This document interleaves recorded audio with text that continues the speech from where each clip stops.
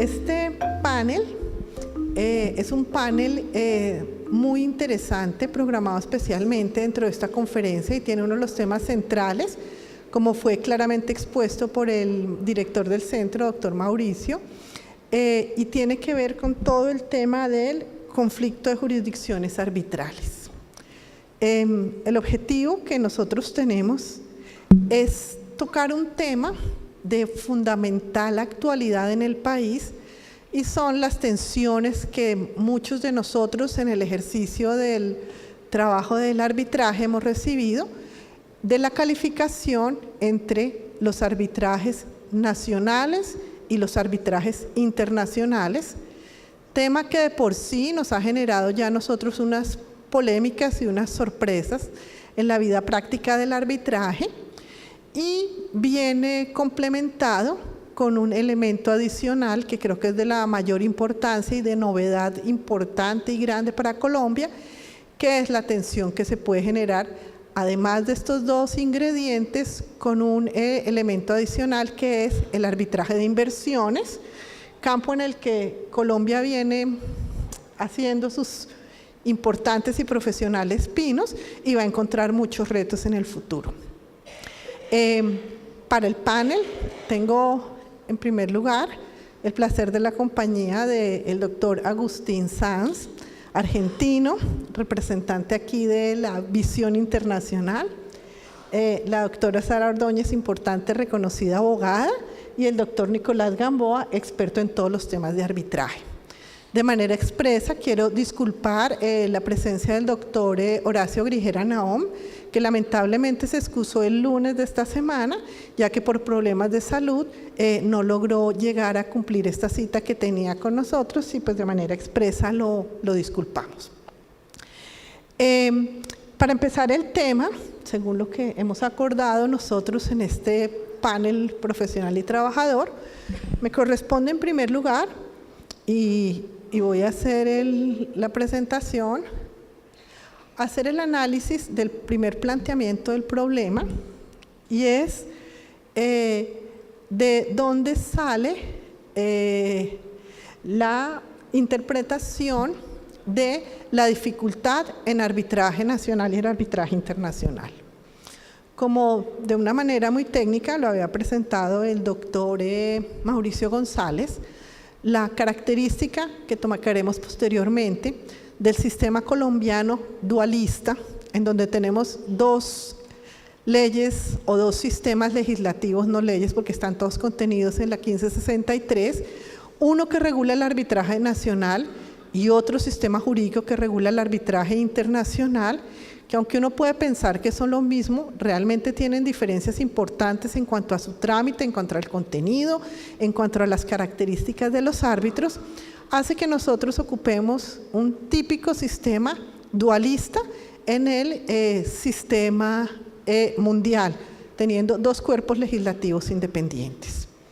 De esos dos cuerpos legislativos independientes se desprende en la práctica adicionalmente, en el caso colombiano, la existencia, y en el caso del mundo, de dos reglamentos diferentes a los que acudimos según la característica del pleito, el reglamento de arbitraje internacional y el reglamento de arbitraje internacional, con una adicional e importante característica y es el origen de los árbitros, porque si se trata de un arbitraje nacional, pues está en la lista de arbitraje nacional tradicional en los centros de arbitraje, y si se trata de un arbitraje internacional, está esta novedosa lista que nos han anunciado y nos han presentado hoy, que cuenta además de importantes y prestigiosos árbitros nacionales con árbitros internacionales.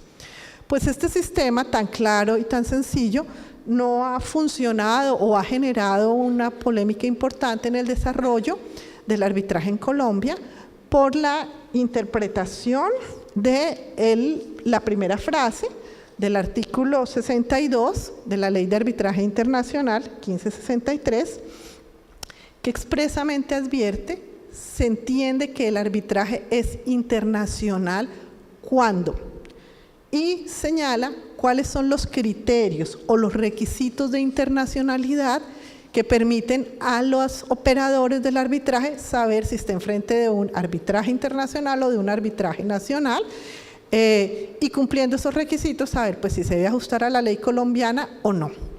Pues esta frase de se entiende que un arbitraje es internacional ha dado lugar a una polémica interesante sobre si es un artículo imperativo o es potestativo, en el sentido de que la mayoría de la doctrina entiende hoy que cuando la ley dice que se entiende que el arbitraje internacional es cuando es una norma imperativa.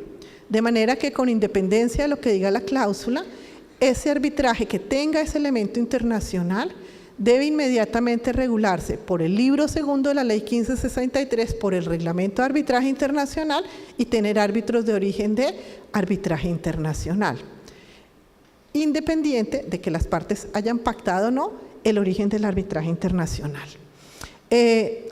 Muchos casos han venido presentando en la Cámara de Comercio de Bogotá, y como alguna vez me enseñó el profesor H. Gamboa, que solo debo hacerle una glosa a su presentación, pues es un proceso que viene en desarrollo y tendremos que esperar a ver un poco cómo califica la jurisprudencia esta interpretación sobre el arbitraje nacional e internacional.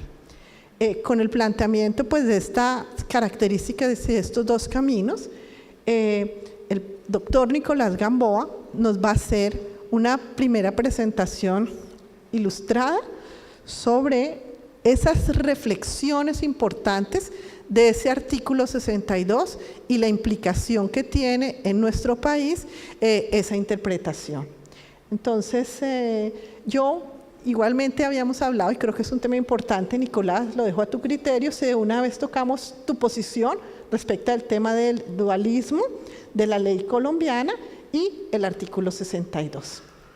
Pues eso queda a voluntad de la moderadora, pero me parece más, gracias, me parece más conducente en principio que sea como parte de las conclusiones y de las reflexiones finales, si no hubiera inconveniente al respecto. Perfecto, Nicolás. Entonces, tienes la palabra. Muy cordial saludo y agradecerles su presencia en este evento. Desde luego, este agradecimiento lo hago extensivo al Centro de Arbitraje de la Cámara de Comercio de Bogotá, que ha tenido la magnífica iniciativa de promover este encuentro académico, sin duda de la mayor trascendencia e importancia en el discurrir del arbitraje en nuestro medio. En ese orden de ideas, en el marco de este segundo Congreso sobre Arbitraje Nacional e Internacional, se nos ha planteado comentar la disyuntiva o problemática que se pudiera suscitar entre el empleo del arbitraje nacional o del internacional, o entre el arbitraje de inversión y el arbitraje comercial, sea en su faceta nacional o en su faceta internacional. Y sobre este particular, y sin pretender invadir los aspectos que serán abordados por mis muy distinguidos y apreciados compañeros de panel, creo necesario iniciar por poner de presente que la Ley 1563 de 2012 superó, por así decirlo, el subjetivismo que existía para determinar la internacionalidad del arbitraje, que estaba presente en el anterior estatuto arbitral, la Ley 315 de 1996, que sin lugar a dudas era una norma bien intencionada y de trascendencia en su momento, pero que, a mi manera de ver, y como he tenido oportunidad de mencionarlo en algunas otras oportunidades, era fuente de polémica y de debate desde la línea 1 de su artículo 1 hasta la línea final de su artículo 4, y la ley solo tenía 5 artículos, el final relativo a su vigencia. Pero entonces, la actual internacionalidad del arbitraje se halla determinada, se halla establecida con carácter objetivo por la tipificación de cualquiera de los 3 criterios establecidos al efecto. 2 de ellos provenientes de la ley modelo de UNCITRAL y el último, el tercero, proveniente de la normatividad francesa. Y recogidos esos criterios en los literales A, B y C del artículo 62 que estaba expuesto hace algunos momentos, con las clarificaciones que aparecen a renglón seguido sobre la referencia que trae la ley al domicilio de las partes en cuanto juega un papel para fines de la internacionalidad.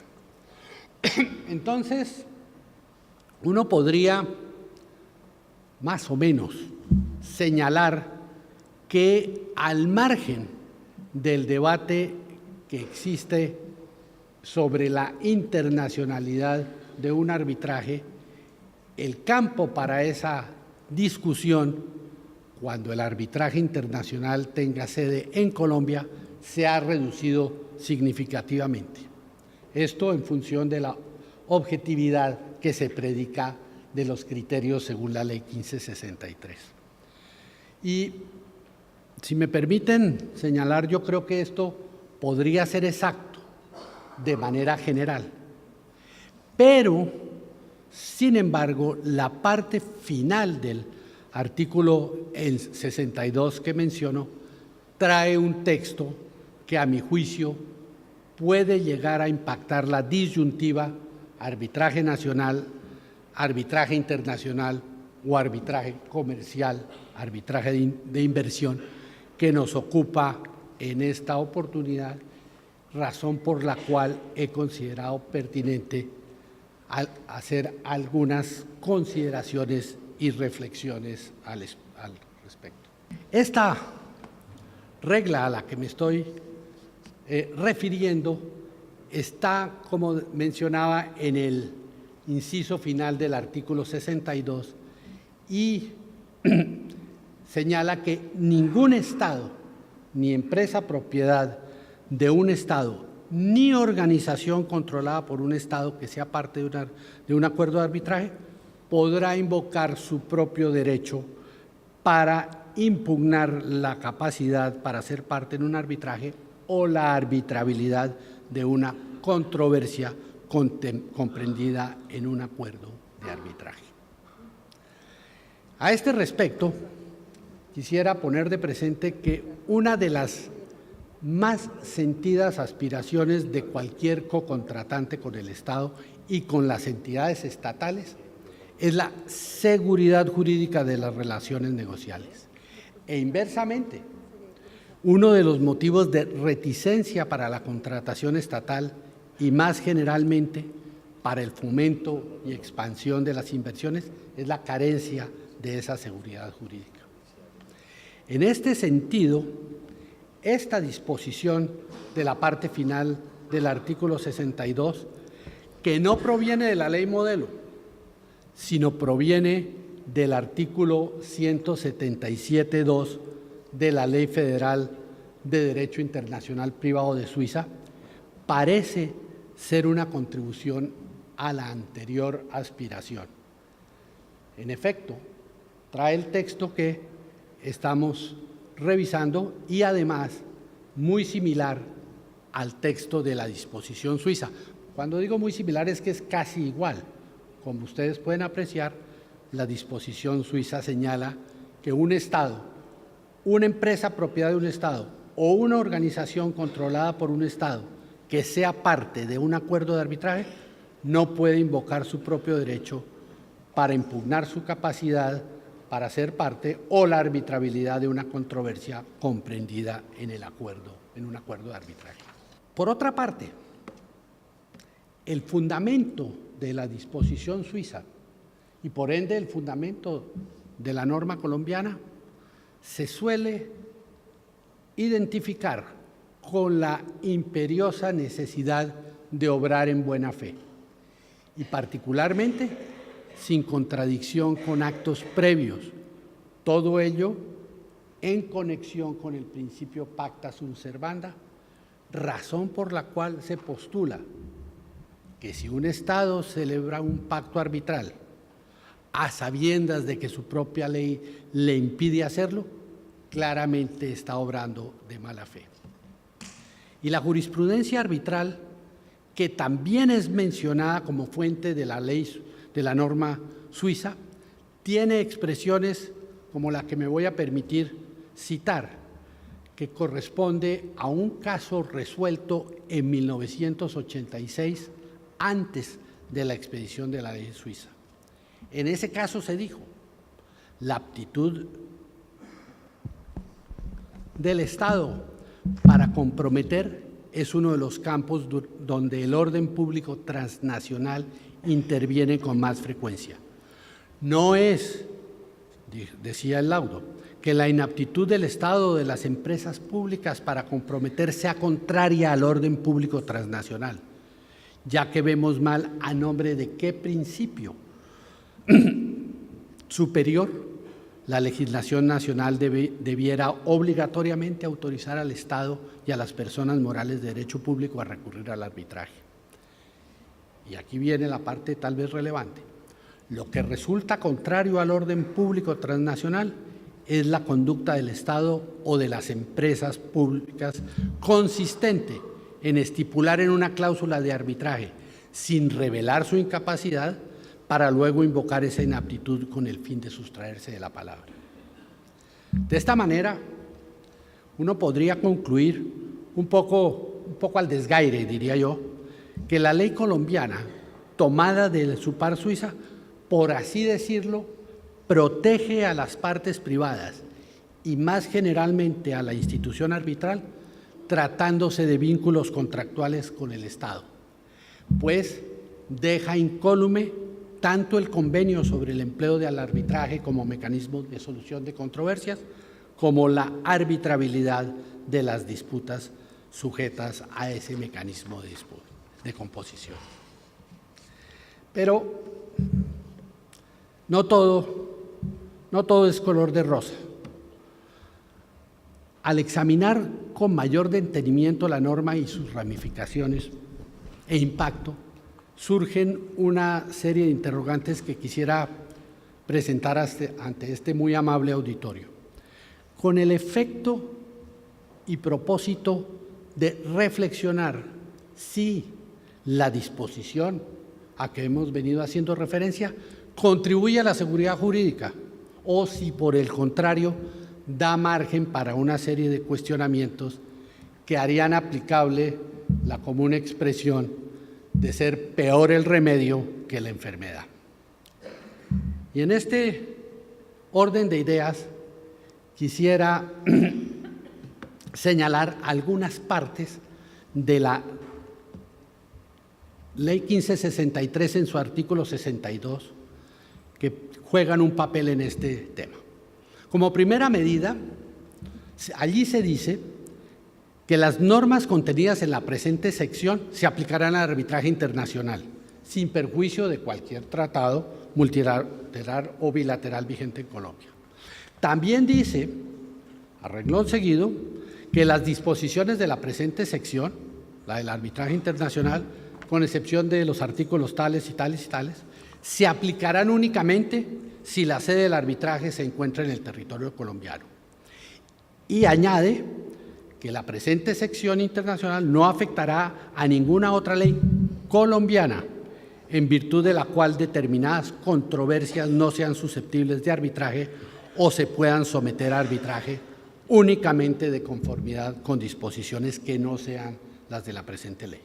Y entonces, frente a esto, surge un primer interrogante y, a mi manera de ver, una diferenciación según la índole del arbitraje y según el origen de las partes.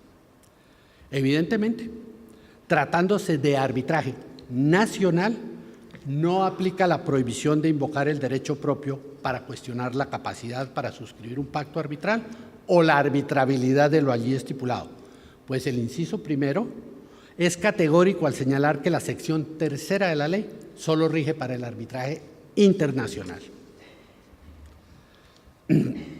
Esta conclusión también podría tener apoyo sobre el ámbito internacional con la propia ley suiza, de donde proviene el inciso del artículo 62, pues allí se dice, en su artículo 176, las disposiciones del presente capítulo, el arbitraje internacional, se aplicarán a todos los arbitrajes si la sede del tribunal arbitral está en Suiza y si al momento de concluir el acuerdo de arbitraje, por lo menos una de las partes no tiene su domicilio o su residencia habitual en Suiza.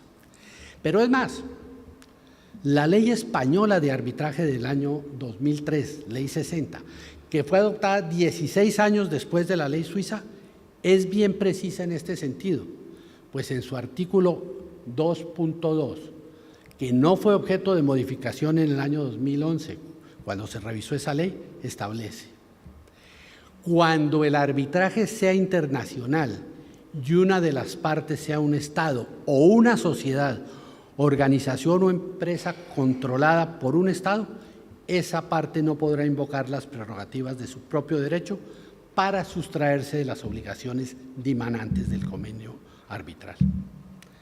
Y a lo anterior, que ya de suyo implica una restricción, debe agregarse que, a mi manera de ver, tampoco tiene efecto la restricción tratándose de entidades estatales colombianas que estén involucradas en arbitrajes internacionales, pues dada la salvedad establecida en el texto anteriormente citado, si una ley colombiana restringe bien la capacidad, bien la arbitrabilidad, es perfectamente posible oponerse al arbitraje contrario a lo que prohíbe el texto final.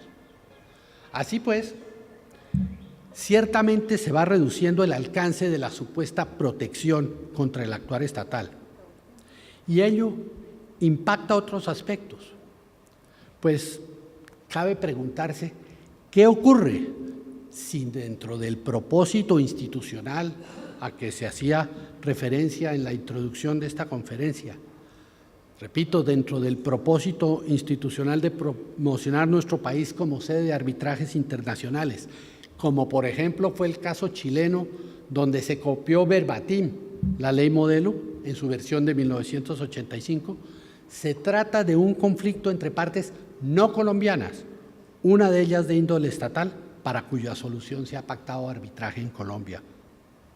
Allí, esta entidad extranjera, contrario a lo que ocurriría con su par colombiana, no podría cuestionar su capacidad para haber suscrito el pacto arbitral, ni la viabilidad legal de someter el conflicto a arbitraje, pues el inciso segundo del artículo 62, antes referido, categóricamente impone la aplicación del texto en comentario, toda vez que la sede del arbitraje es Colombia.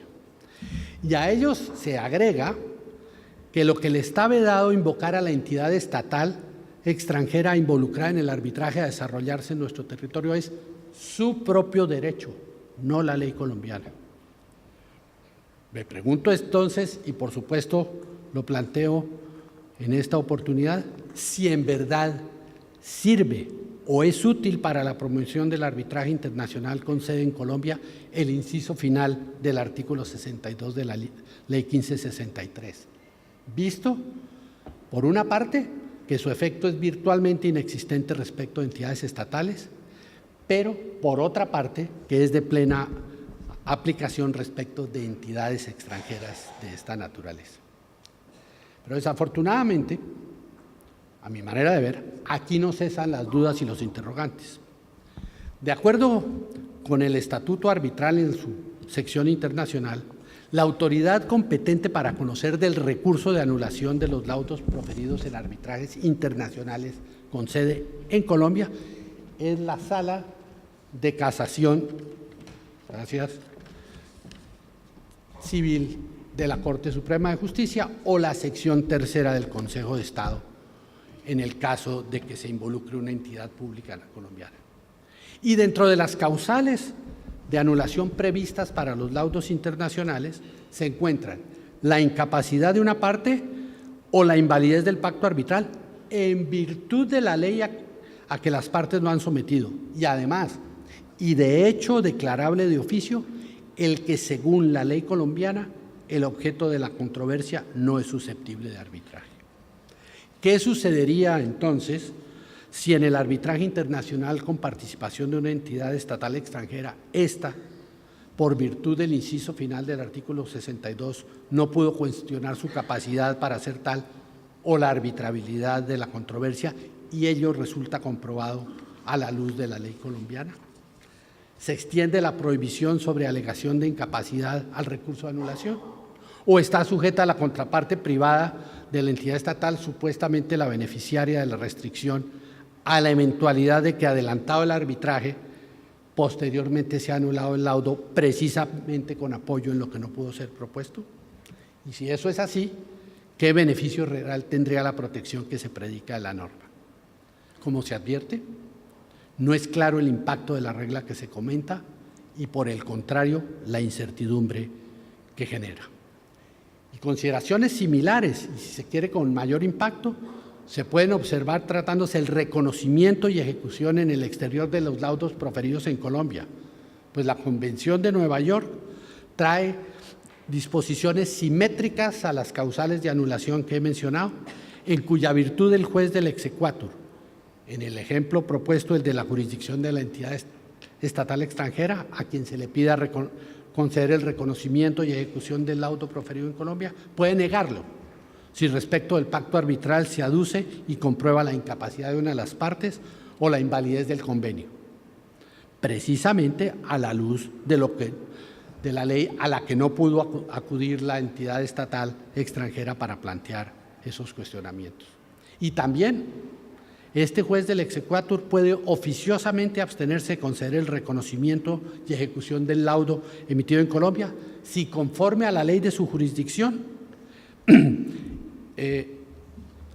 se comprueba, y lo podría declarar de oficio, que el conflicto no es susceptible de solución por vía de arbitraje.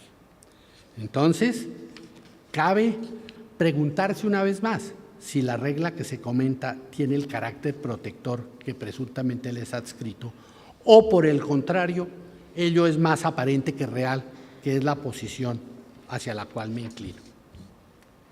Pero además, el propio texto de la disposición, que no especifica si la invocación del propio derecho concierne al anterior o al posterior a la celebración del pacto arbitral, sobre este particular cabe mencionar, cómo explicándose, tratándose de normatividad posterior que una entidad estatal, no un Estado, no puede invocarlo. No es cierto que, tratándose de entidades estatales, al igual que de personas privadas, hay una reconocida distinción entre la persona jurídica propiamente dicha y sus propietarios. Y con referencia a la normatividad anterior, si bien es cierto que el principio de la buena fe es de índole universal, no es menos cierto que en el ámbito del comercio internacional es postulado propio del mismo la imposibilidad de alegar a favor la responsabilidad propia y, en consecuencia, a la luz de una lectura escueta de la regla final, del inciso final del artículo 62, dejar impune la conducta de un contratista del Estado o de una entidad estatal que negligente o descuidadamente prescinde de la verificación sobre si su contratante estaba o no capacitado para celebrar un pacto arbitral o convenir la arbitrabilidad de ciertas controversias. Y como corolario de lo anterior, ¿cómo podría justificarse una aplicación preferente y exclusiva del postulado de la buena fe frente al postulado del deber de diligencia tan cercano al entorno comercial? Dicho lo anterior, que como ustedes habrán advertido, constituye una serie de interrogantes más que una serie de respuestas, estimo que es tiempo de conclusiones. Y no solo por la expiración del tiempo que me ha sido asignado, sino primordialmente por la expiración de la paciente atención que se me ha dispensado. Por ello, me permito someter que desde el punto de vista personal no encuentro mayor justificación ni menos utilidad a la disposición que se ha venido comentando, evidentemente ajena a la consistencia de la ley modelo, inspiradora de nuestro Estatuto Arbitral Internacional, y por consiguiente, y no quisiera posar como entrenador de los lunes, sugeriría considerar la permanencia del inciso final del artículo 62 dentro de la sección internacional de la Ley 1563. Una evaluación de esta índole es acorde, por supuesto, con el dinamismo y autoanálisis característicos del arbitraje y explicación de su vigencia y empleo incremental, como nos señalaba el doctor Mauricio González, tanto en el campo nacional como internacional. Muestra de lo cual es, sin duda, eventos como este Congreso, que ha logrado una importante convocatoria. Claro está que es ello facilitado naturalmente porque esta convocatoria tiene lugar en nuestra bella y muy querida Cartagena. Muchísimas gracias. Pues yo creo de la mayor importancia un poco siguiendo la insinuación del doctor Mauricio. Yo creo que sí es importante mirar una experiencia exitosa a nivel internacional, por todos conocidos como lo es México, con su régimen único y que la verdad lleva desde el año 93 que se expidió la ley, y yo me atrevería a decir hasta hoy, como el campeón de sedes de arbitraje internacionales en la región, con una cultura muy importante de arbitraje, sobre todo a nivel internacional.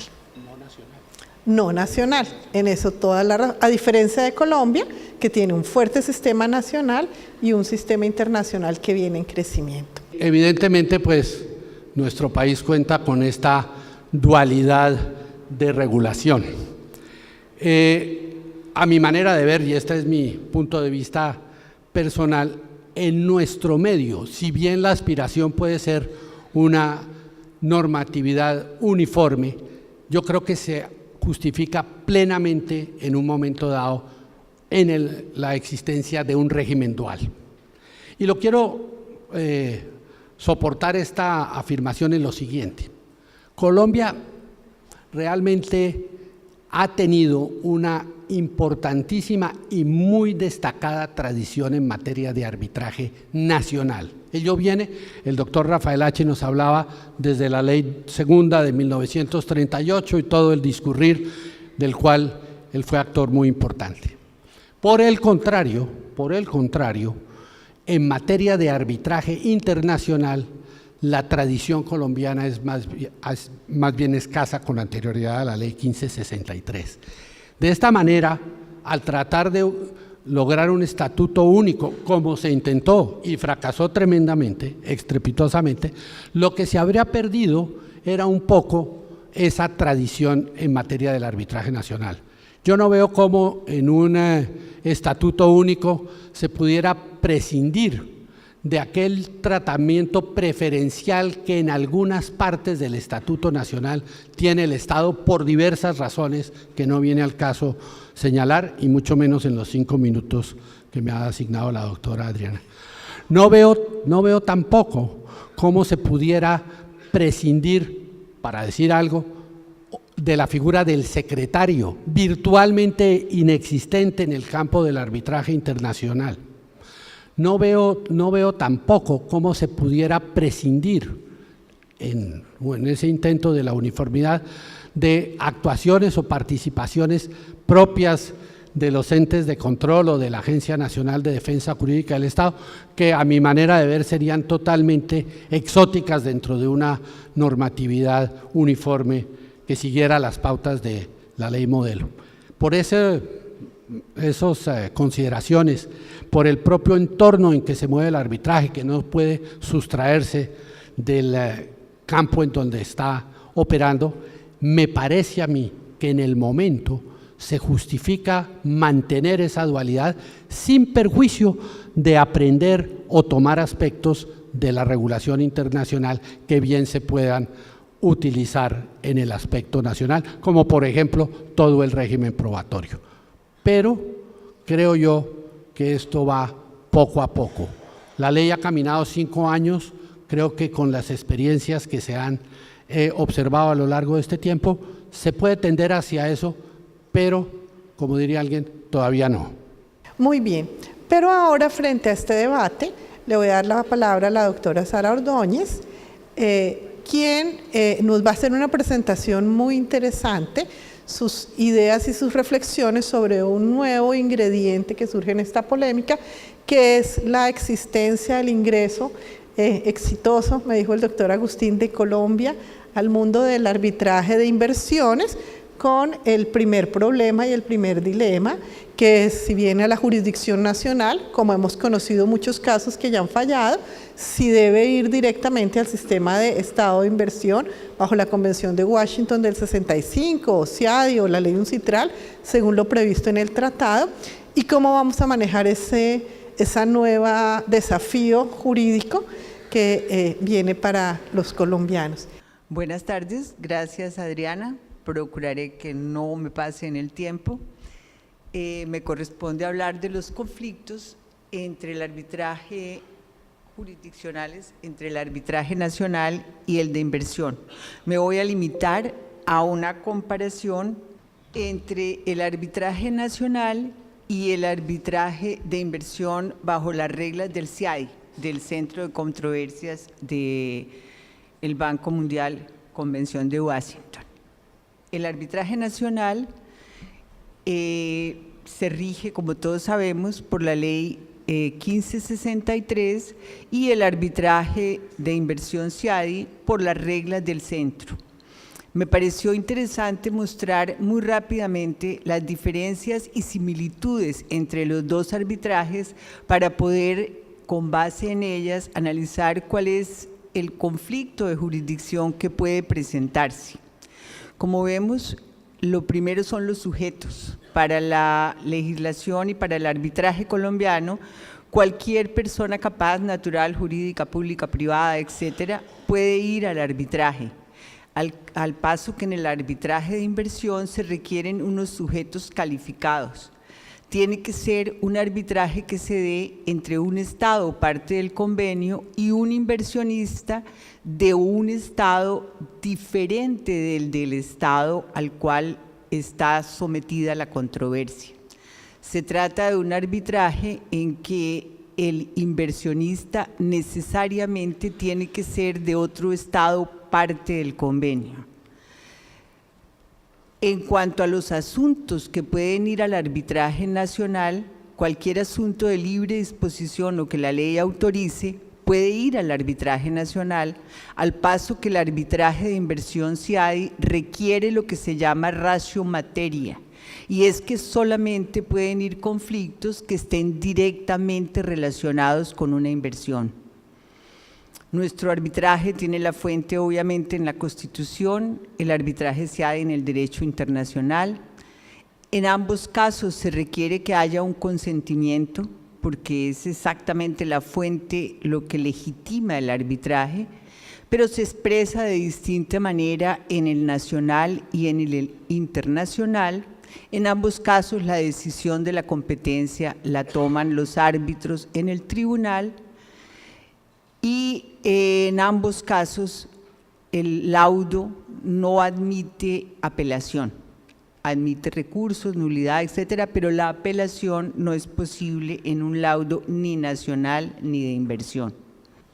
La competencia es un tema fundamental de definirse, entre otras cosas porque, como veíamos en el cuadro anterior, la norma aplicable en el caso del arbitraje nacional es el contrato y la ley colombiana, y los arbitrajes de inversión se resuelven y se estudian con la ley escogida por las partes. En ausencia de una ley elegida, se va a la ley del Estado parte, pero desde luego aplicándose normas y principios del derecho internacional.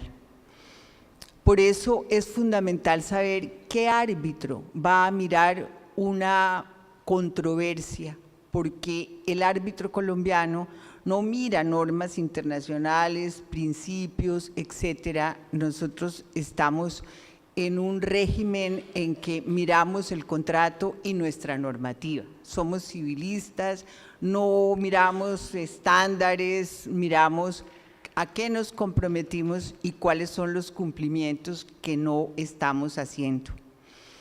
Para determinar la competencia, el árbitro CIADI mira consentimiento, que se expresa evidentemente con la presentación de la solicitud de arbitraje por parte del inversionista, siempre y cuando haya una oferta de arbitraje del Estado, bien sea legal o bien sea en un tratado, o por supuesto que haya habido acuerdo directo.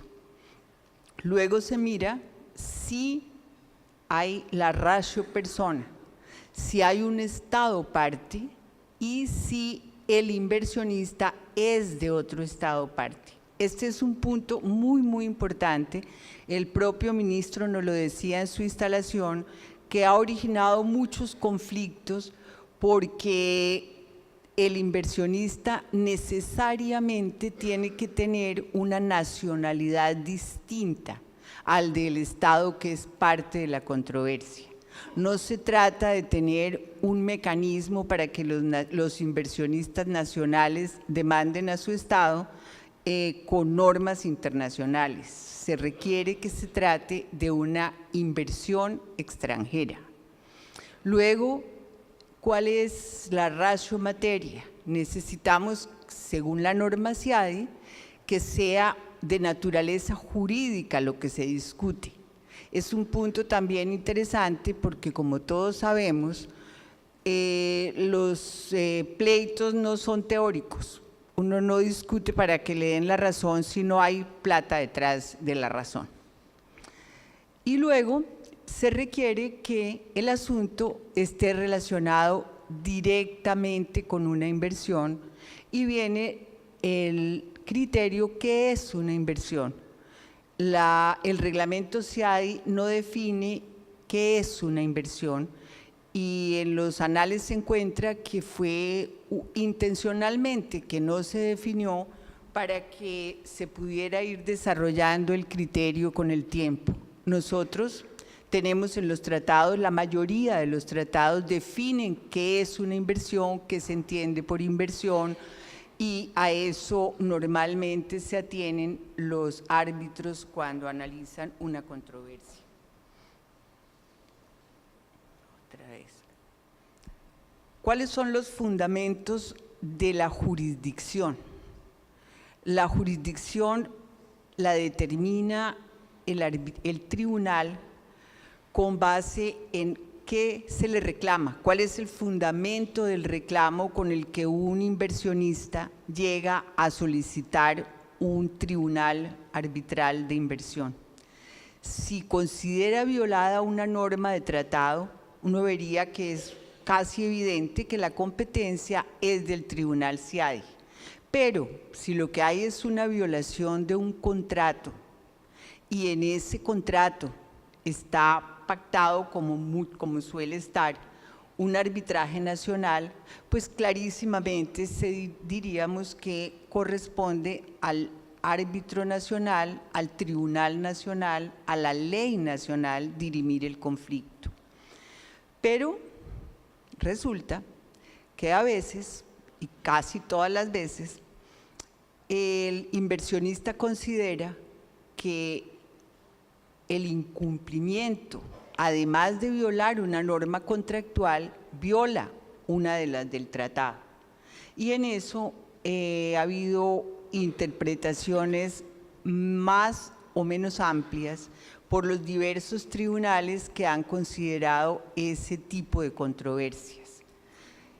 Algunos consideran que tienen jurisdicción para mirarlo, pero que no van a mirar las partes que son estrictamente contractuales en cuanto no violen principios de los tratados.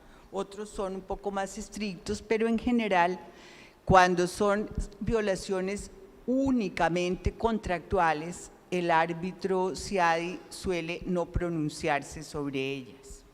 Pero miremos casos prácticos, pongámonos a mirar qué pasa en nuestros casos prácticos recientes en Colombia. Tenemos casos en que acaba de conocerse y de publicarse las solicitudes de arbitraje por 2 laudos arbitrales proferidos proferido en Colombia en el caso de las telefónicas de servicios móviles de telefonía, Movistar y Claro. Había un contrato de concesión. El Estado no puede demandar ante los tribunales internacionales, entre otras cosas, porque el particular no puede violar normas internacionales. El Estado encuentra que hay un incumplimiento en el contrato de concesión celebrado con las telefónicas, contrato en el cual está previsto el mecanismo arbitral ante la ley nacional. Se demanda, se constituye el tribunal, se posesiona, se declara la competencia, se practican las pruebas, se nombran los peritos para determinar el monto de las obligaciones, etcétera, y se produce un laudo condenatorio, es decir, un laudo a favor del Estado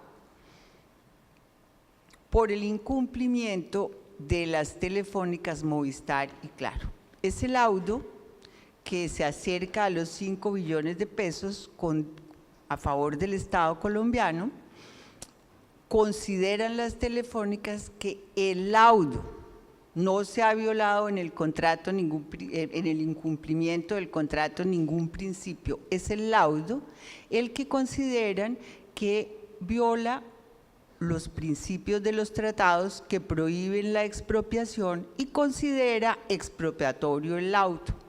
Ahí venimos a otro tema. Es expropiatorio por la cuantía. Entonces, ¿la cuantía le cambia la naturaleza al proceso? ¿Qué pasa además? Si el Estado hubiera perdido, el laudo estaba totalmente en firme. Se habría cumplido a rajatabla la norma de que no son apelables los laudos.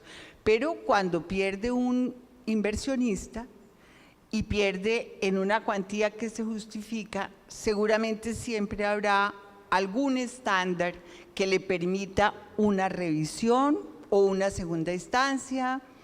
Es un poco, esas son unas dudas respecto a que esta no es jurisdiccional, porque no se origina en el contrato, se origina en el laudo, pero crea un ambiente curioso porque es una interpretación de la norma que no aparece tan clara. Segundo caso, Gran Ahorrar. El caso Gran Ahorrar es un caso en el cual está de por medio, pienso yo, fundamentalmente la competencia.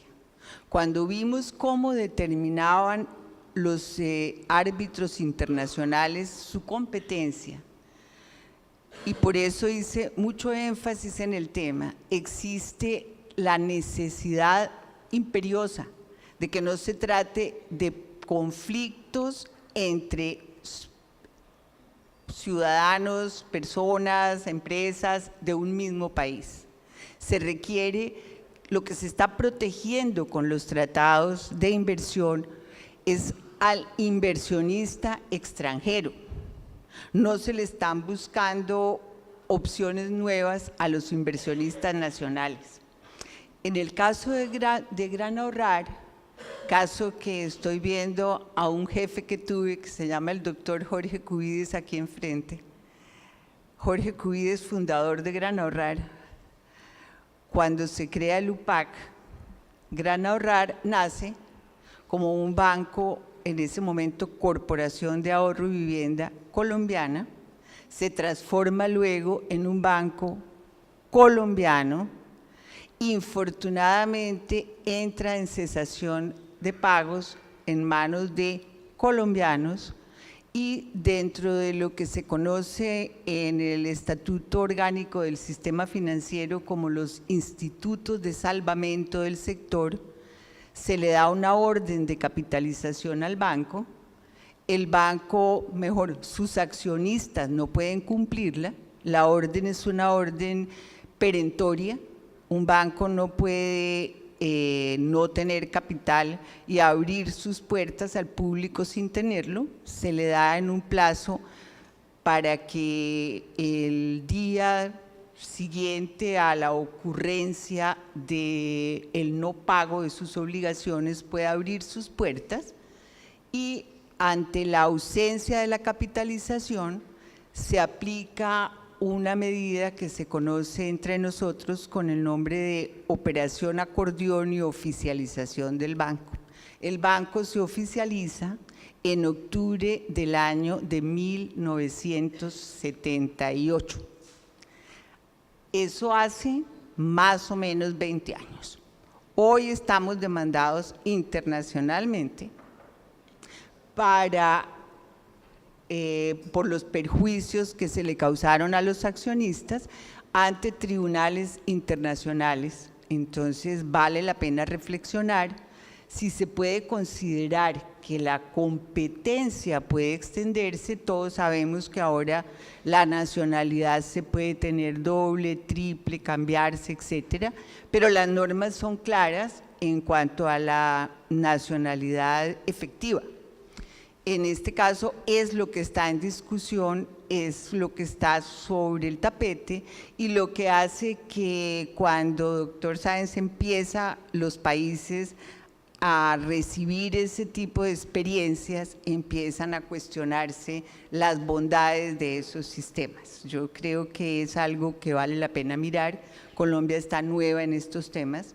Tenemos 7 demandas en este momento, pero me llamaron la atención estas dos porque las encontré un poco atípicas. Me parece que cuando el conflicto, que era el tema de mi panel, de jurisdicción nace realmente por ser un conflicto de jurisdicción, es decir, por tener 2 jueces la misma atribución para ver el mismo caso, es una cosa, y cuando es que se crea una instancia por un laudo arbitral dictado con toda el apegamiento a la ley, o cuando se crean instancias 20 años después por haber perdido todas las trámites nacionales, ya empiezan a ser temas que llaman la atención y que me parecen dignos de comentarlo.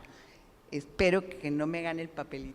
Gracias. Me complace ahora darle la palabra al doctor Agustín con un reto muy importante, y es que aquí hemos hablado nuestra visión nacional y el doctor nos va a hacer una presentación sobre cómo ven estas tensiones y cuáles deben ser desde su visión de extranjero, abogado practicante, ese manejo de estas tensiones, de estos conflictos de jurisdicción.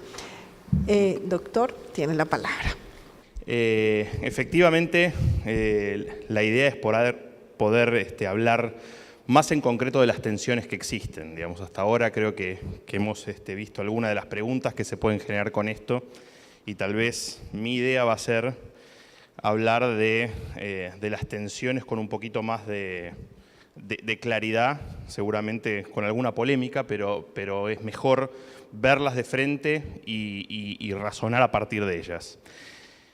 En principio, como estuvimos viendo acá, hay una tensión inevitable cuando uno tiene sistemas que están disponibles en forma paralela, como es cuando uno puede decidir si va a un arbitraje nacional o un arbitraje internacional en el plano comercial. Uno toma una decisión, como la que puede hacer, por ejemplo, bajo distintos contratos que firma la ANI, por decir un ejemplo, que da la posibilidad de que uno vaya al arbitraje nacional e internacional dependiendo de que uno cumpla con los extremos que establece el artículo 62.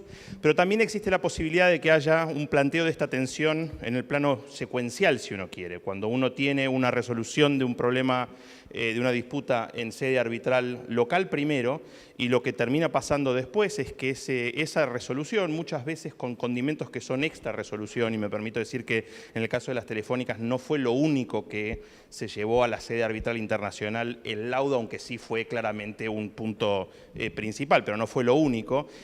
Cuando lo que tiene es en definitiva una instancia internacional que, si se quiere, vista por el que no practica esto habitualmente, luce como que yo estoy teniendo una revisión de algo que a todos nos enseñaron que era definitivo. digamos, porque vuelve a escuchar un caso donde los hechos van a ser debatidos frente a un panel que va a tener la posibilidad de definir con fuerza legal esa disputa. Entonces, suena a priori como una cosa chocante.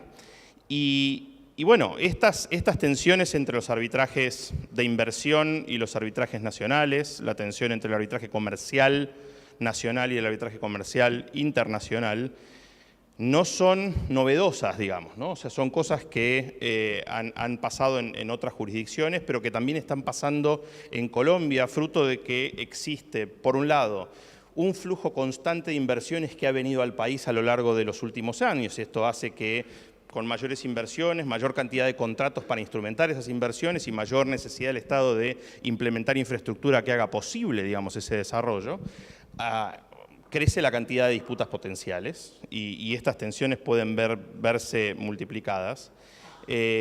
También porque, además de ese flujo adicional de inversiones, lo que puede pasar es que haya cambios de humor, si se quiere, de la economía, y cuando esto sucede también es posible que el Estado tenga herramientas de política pública que quiere implementar y que puedan generar determinadas tensiones en determinados momentos más que en otros. Pero lo que quiero decir con esto es que lo que está pasando hoy por hoy en Colombia, en esta tensión que se da entre los arbitrajes CIADI que las telefónicas, por ejemplo, han presentado, y los arbitrajes locales, o la tensión que muy probablemente, y ahora vamos a hablar un poco de esos ejemplos también, pueda darse entre el arbitraje comercial nacional y el internacional bajo, por ejemplo, los contratos de cuarta generación, que están hoy, digamos, en pleno proceso del Estado colombiano, no son un caso aislado. O sea, yo traje uno a colación acá, un caso de Headland International contra la República de Egipto, que pasó básicamente lo mismo. Era un contrato, digamos, para tener un hotel en la zona del Cairo y en definitiva el Estado demandó al inversionista bajo el contrato que tenía una cláusula arbitral, ganó ese arbitraje y el inversionista acudió a la sede del CIADI en este caso para poder revisar esta cuestión. El caso terminó, en definitiva, a favor del inversionista, pero por razones que no tenían que ver puntualmente con esa tensión inicial. Pero lo que quiero decir es que no es la primera vez que esto pasa y seguramente no será la última, digamos, el ejemplo de lo que le está pasando a Colombia hoy por hoy, lo cual no sé si nos debe dar tranquilidad o intranquilidad, pero mejor saber que esa tensión está y está para quedarse. Ahora, esta tensión no viene únicamente, como decíamos recién, de lo que pueda suceder en los compromisos arbitrales o lo que pueda suceder entre la existencia de un tratado y la norma local.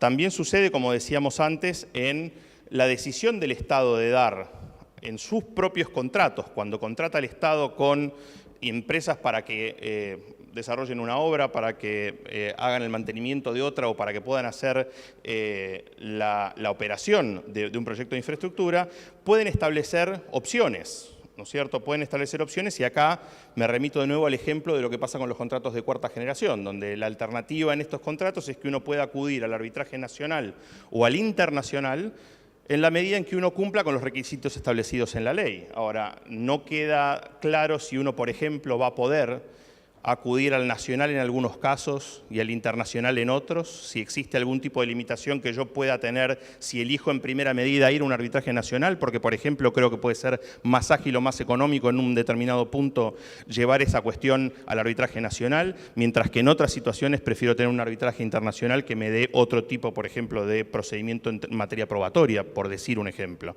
Entonces, estas tensiones no solamente están en la existencia de planos normativos nacionales versus internacionales, sino que también a veces están dados por las opciones que el propio Estado puede dar a quien tiene que iniciar una disputa para ir por uno u otro camino. Colombia, de nuevo, acá no es el único caso. Perú, por ejemplo, tiene una bifurcación en los contratos, tiene una muy buena tradición ya de unos cuantos años con Alfredo Bullard colaborando en la preparación de la ley de arbitraje en el caso de Perú, dando la posibilidad de que quienes contratan con el Estado puedan someterse a arbitraje bajo las reglas de la Cámara de Comercio de Lima o puedan eventualmente ir bajo la facilidad adicional del convenio CIADI, que es, en definitiva, aún no teniendo un tratado, terminar en un arbitraje comercial, pero que es administrado por el CIADI. Y está también esta tensión, ¿no es cierto? Esta posibilidad de estar en el arbitraje nacional o en el arbitraje internacional, en ese caso con una limitación que tiene que ver con el monto. En Perú han elegido que sea el monto lo que determine si determinado arbitraje no puede ir a la esfera internacional porque tiene que tener más de 30 millones de dólares para que pueda ir a la esfera internacional. Como podrán imaginarse, precisamente porque existe esta tensión y porque existe esta competencia necesaria entre la jurisdicción local y la internacional, cuando el que decide es el demandante, en definitiva, el que va a ver si hay algo que tiene para llevar a que sea decidido, lo que termina pasando es que muchas veces uno se encuentra con gente que empieza a jugar con la ingeniería financiera para ver si yo llego a los 30 millones y puedo pasar al arbitraje internacional, ¿ok? Y el mismo tipo de decisión estratégica, si uno se quiere, uno encuentra acá, con el tercer elemento que establece el artículo 62 como condición de acceso al arbitraje internacional, que es el carácter, digamos, si efectivamente esto puede afectar o no al comercio internacional. Como bien se decía hoy, este es un elemento que, a diferencia de los otros dos requisitos que vienen de la ley modelo digamos, reconoce una tradición en común con muchas otras jurisdicciones, este tercer elemento que viene de la experiencia francesa es un elemento que, en Francia, de hecho, sirve para habilitar mucho más el acceso al arbitraje internacional, pero que por lo menos en el caso de Colombia no está todavía, precisamente porque es una experiencia muy joven, no está todavía desarrollado esto en la etapa jurisprudencial como para que sepamos qué es lo que va a pasar con esto. Que va a ser una interpretación restrictiva, va a ser una interpretación amplia. Estas son preguntas que traducen, digamos, un poco esta tensión de la que estamos hablando.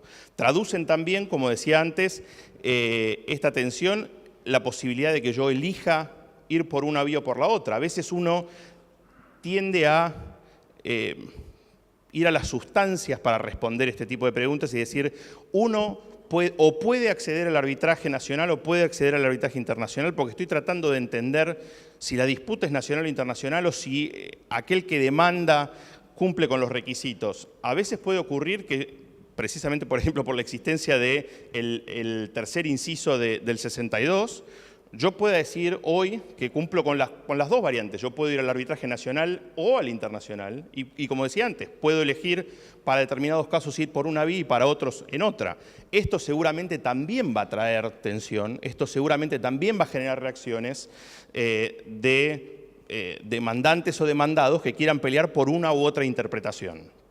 Ahora, todo esto de lo que estamos hablando, de las tensiones, genera naturalmente en cualquier operador jurídico, abogados, académicos, árbitros, jueces, la política, que también tiene un rol muy importante, sobre todo cuando se trata de contratos del Estado, genera reacciones, porque en la medida en que existe esa segunda instancia internacional, en la medida en que existe como alternativa a la instancia internacional que pueda de alguna manera poner en duda o pueda revisar o pueda hacerle competencia al sistema de toma de decisiones para la resolución de disputas que pueda haber localmente, el que está localmente operando reacciona naturalmente defendiéndose. Uno se cierra. Esto pasa en el comercio con los productos, pasa en lo que nosotros tenemos para ofrecer, que son servicios jurídicos. Si yo tengo un conflicto de este tipo y lo que veo es que las telefónicas terminan, por ejemplo, accediendo al CIADI para hacer una suerte de cuestionamiento de lo que se decidió en un arbitraje nacional, la reacción natural es defender el arbitraje nacional si uno está parado desde la nación a la cual se le está haciendo el cuestionamiento. Y lo mismo pasa de nuevo desde los abogados que tratan de ver que si el arbitraje se queda en el ámbito nacional, hay más trabajo para los que hacemos arbitraje nacional respecto de lo que pasa cuando entra en escena el arbitraje internacional, que tal vez trae a actores, digamos, que son distintos, actores que son distintos porque vienen con la experiencia internacional, actores que por otra parte además son mucho más caros que lo que puede haber en el plano nacional y hacen mucho más difícil la posibilidad de defender un caso de estos o de argumentar un caso de estos en el plano internacional para la compañía, que es en definitiva la que tiene que pagar por esos servicios jurídicos de los que estamos hablando, incluyendo los de los árbitros, a quien también hay que pagarles para que ejerzan su función. Entonces, este instinto proteccionista, si uno quiere, es casi ineludible. Ahora, mi propuesta para la presentación de hoy es cuestionarlo. Es cuestionar si sirve a los efectos de lo que queremos lograr en cada una de nuestras jurisdicciones para desarrollar el arbitraje por un lado y para desarrollar a los operadores que estamos vinculados al arbitraje de manera de fortalecer la institución arbitral en general. Desde ya que hay centenares de papers que dicen que en la medida en que uno establezca restricciones, por ejemplo, para el acceso a los arbitrajes de inversión, los inversores van a tratar de buscar alternativas, sea por vía de precio o por otros mecanismos para conseguir las protecciones que de otro modo conseguían. Pero no es el sentido que le quiero dar yo a esta ponencia hoy, discutir si esto es cierto o no. También hay papers diciendo lo contrario, digamos, ¿no? Hoy por hoy está muy en debate si este tipo de arbitraje es bueno o es malo. Pero déjenme ir a los incentivos que esto genera. Si uno reduce las posibilidades de acceso al arbitraje internacional versus el nacional y constriñe, digamos, a los operadores jurídicos a tener que ir al arbitraje nacional, lo más probable que vaya a ocurrir es que yo voy a tener menos de aquello que estoy restringiendo, ¿ok? Si yo tengo inversores internacionales que están confiando en los sistemas de resolución de disputas para poder hacer una inversión determinada, si ese inversor tiene un arbitraje nacional que lo que le está ofreciendo es una opción cada vez más restringida, por ejemplo, versus la posibilidad de ir a un arbitraje CIADI, donde tiene una posibilidad de hacer una discusión mucho más amplia, seguramente va a haber menos arbitraje nacional a partir de este tipo de contratos.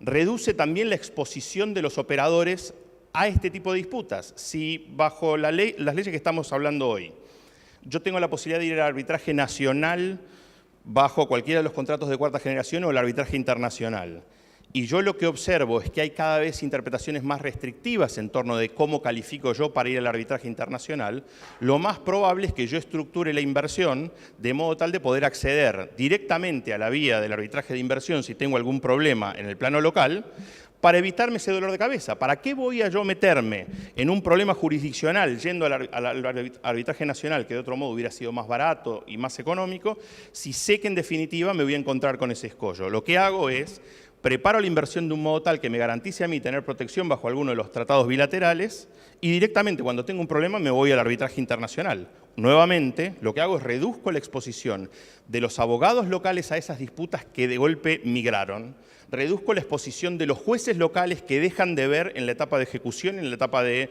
anulación, estos laudos de los que estamos hablando, se reduce la exposición en definitiva de todos nosotros a esa interacción. Tenemos menos en vez de más. Incentiva además, como decía recién, disputas secuenciales. Es decir, yo voy a la instancia obligatoria que tengo en el contrato, pero sabiendo que en definitiva lo que yo tengo en mente es irme después a la instancia que viene después, que es la que me va a dar la protección que yo estoy buscando.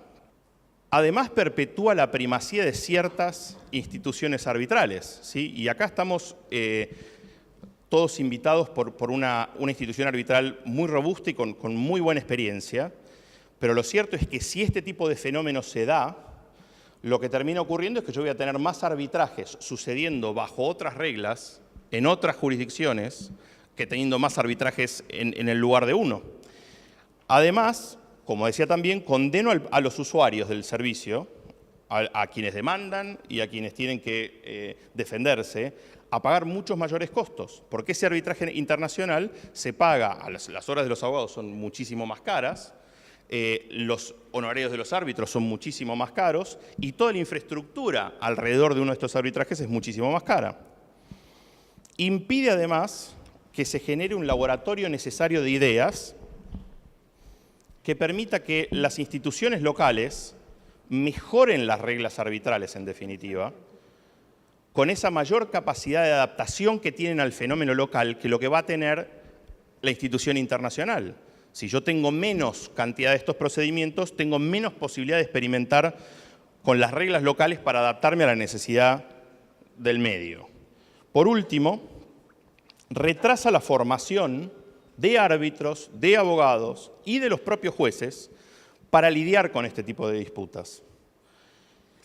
En contraposición con esto, y tal vez de manera contraintuitiva, mi planteo es que lo mejor que le puede pasar a los arbitrajes regionales es tener instituciones arbitrales como es el de la Cámara de Comercio de Bogotá, pero como tantos otros, mencioné el de Lima y hay otros en nuestra región, cada vez más fuertes.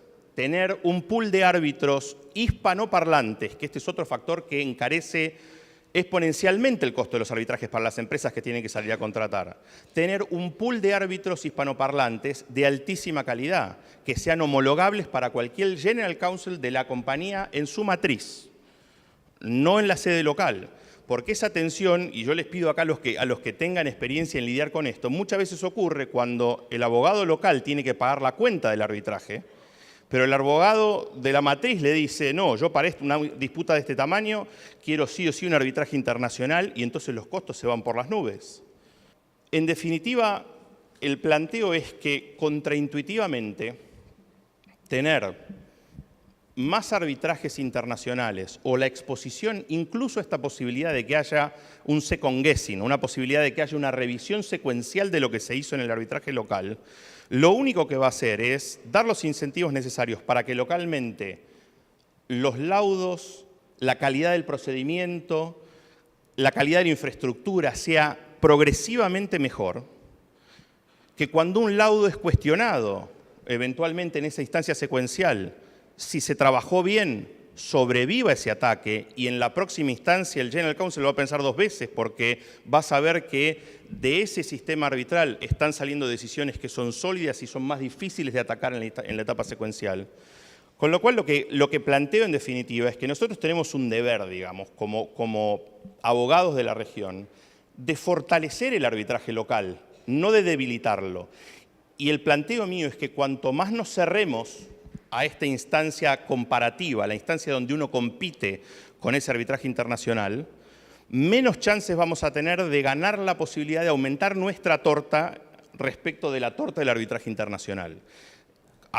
Digamos, el que habitualmente se conduce en DC, donde yo trabajo, en París, en Londres o en otras jurisdicciones. Entonces creo que de manera contraintuitiva lo que quiero dejarles como idea es que tal vez hay que pensar que en vez de ser proteccionistas en estas tensiones entre el arbitraje nacional y el arbitraje internacional, tal vez lo que convenga es hacer lo contrario. Abrirse a la posibilidad de que existe esa competencia y ganar la competencia. Porque si compiten igual a igual en calidad, yo les aseguro que por precio, por idioma, por cercanía, por agilidad, todas nuestras jurisdicciones tienen muchísimo más para ganar que lo que puede hacer un arbitraje tramitado en la ciudad de París.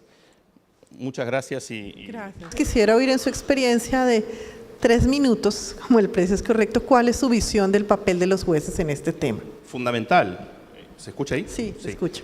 Me parece que es claramente fundamental porque es la defensa de los jueces del espacio del arbitraje, es en definitiva lo que va a permitir que esa jurisdicción que se está ofreciendo a los operadores jurídicos sea efectivamente competitiva, porque si yo lo que tengo es una situación en la cual tengo una muy buena institución arbitral, tengo muy buenas reglas arbitrales, tengo muy buenos árbitros disponibles, pero después lo que ocurre es que tengo una justicia que se mete a revisar el laudo de maneras que no son homologables con el mundo arbitral en otras jurisdicciones, lo que va a terminar ocurriendo es que la gente de nuevo va a apostar por lo secuencial, va a apostar por otra jurisdicción. Entonces me parece que el rol de los jueces es fundamental. A veces lo que ocurre es que se entiende para mí de mala manera que el juez ve a los árbitros como seres sospechosos, digamos, que están desarrollando una labor que en realidad corresponde a los jueces y que los jueces tienen la estatura para poder hacerlo. Yo creo que esa competencia no existe, al revés, creo que el juez reafirma su propia jurisdicción al defender el espacio del compromiso arbitral. Y mientras eso suceda, creo que va a mejorar las chances de que esta posibilidad de ofrecer mejor servicio arbitral siga creciendo. Bueno, muchas gracias. Tenemos ahora, salvo que los organizadores me digan lo contrario, 5 minutos para contestar unas preguntas y cerrar ya de manera definitiva este panel. Gracias. Si el Tribunal CIADI, instaurado por los accionistas declaro, fue formulado antes de proferirse el laudo arbitral nacional. Si el laudo fue proferido, si la demanda ante CIADI fue formulada antes de proferirse el laudo arbitral internacional. Falta el micrófono. Yo creo que esa pregunta la sabe más el doctor Alejandro que yo, porque yo hago mis comentarios sin conocer la parte de la demanda internacional, solamente sobre la base de las publicaciones de la prensa colombiana que aquí tengo, donde informan que inmediatamente se produce el laudo, se presenta la demanda de Telefónica ante el CIADI por considerar expropiatoria la condena. La declaro, entiendo que se fundamenta es en el tratado con México, y la fecha de la presentación de la declaro no la conozco. No soy abogado de ninguno de los dos casos. No, advierto. yo sé, pero está más en el tema internacional. Pero entiendo que la de América Móvil es anterior y la otra es posterior, y que son además tratados distintos y que tienen… tratados distintos, sí. Y tiene además violaciones distintas, según entiendo, en cada uno de los planteos. La de Telefónica, que es Movistar, con seguridad es posterior al laudo, y el reclamo es con base en la condena por considerarla expropiatoria. Doctor Nicolás, si en una cláusula compromisoria se dispone la opción de acudir a arbitraje nacional o internacional, para acudir al arbitraje internacional debe establecerse cualquiera de las situaciones del artículo 62 de la Ley 1563 del 2012. A ver, gracias. En 2 minutos, como mencionábamos anteriormente, la Ley 1563, al establecer los criterios de internacionalidad, adoptó una posición objetiva, de tal manera que lo que se está planteando en la actualidad es que el arbitraje es internacional si se reúne alguno de los criterios establecidos al efecto. De hecho, la ley dice, se considera internacional el arbitraje si uno de los 3. De tal manera pues que el margen para fluctuar entre uno nacional y uno internacional realmente es reducido, por no decir que inexistente, a mi manera de ver. Gracias, doctor Nicolás. Para el doctor Agustín, en el caso de Egipto, ¿por qué se consideró que había responsabilidad del Estado por el contenido del laudo? Los laudos son proferidos por árbitros independientes. ¿Cómo se establece la responsabilidad del Estado? Sí, en el caso de Egipto yo les mencionaba anteriormente que ese laudo fue para revertir una indemnización que había sido muy chica, de acuerdo a lo que había entendido el inversor originalmente. Pretendió revisar el laudo para que le pagaran el valor completo de la inversión, y ese laudo después fue eventualmente perdido, o sea, ellos perdieron el caso en el arbitraje de inversión. Eso después fue parcialmente anulado, pero como decía, por cuestiones que no tienen que ver puntualmente con el debate jurisdiccional. Lo importante para el debate de jurisdicción es que el tribunal dijo que no se sentía de ninguna manera impedido para entender en el caso por la existencia de un laudo anterior que hubiera decidido sobre la cuestión, porque una cosa era el conflicto bajo el contrato que existía, sujeto a las normas que regían ese contrato, y otra cosa distinta es la violación de un tratado bajo el derecho internacional, ¿no? O sea, era un poco esa tensión la que se resolvió y que me parecía interesante traer a colación. Muchas gracias. Hay una pregunta que no va dirigida a nadie, la voy a leer para ver si alguno me pide la palabra. Sí. Si se pactó cláusula arbitral nacional con una firma extranjera antes de la Ley 1563 y la disputa se origina en vigencia de la Ley 1563, ¿se puede alegar que es internacional por la naturaleza de la firma extranjera? Esta es una controversia que tiene notable vigencia. Nuevamente, a mi manera de ver, teniendo en cuenta que el pacto arbitral es un negocio jurídico, como dice la ley, que en el negocio jurídico se entienden incorporadas las leyes vigentes al momento de su celebración. La validez de esa cláusula compromisoria de que se está hablando y consecuencialmente su adecuación habrá de, a mi juicio, revisarse en función de la ley que estaba aplicable en ese momento. Cosa diferente es el tema procedimental, para el cual la regla sería diferente. Pero, repito, este es un tema que ha sido recurrentemente debatido a lo largo de múltiples oportunidades y foros. Muy bien. Me hacen señas los organizadores que le pida disculpas a las preguntas que no alcanzamos a resolver. Como ustedes entenderán lo avanzado de la hora, y dejo constancia que cumplimos en término. Les agradezco a todos su trabajo. Les cuento que además se nos quedó mucho tema pendiente por presentarles, pero me resta agradecerles el trabajo, agradecerles a ustedes la atención y dar por cerrado este panel de trabajo. Muchas gracias a todos.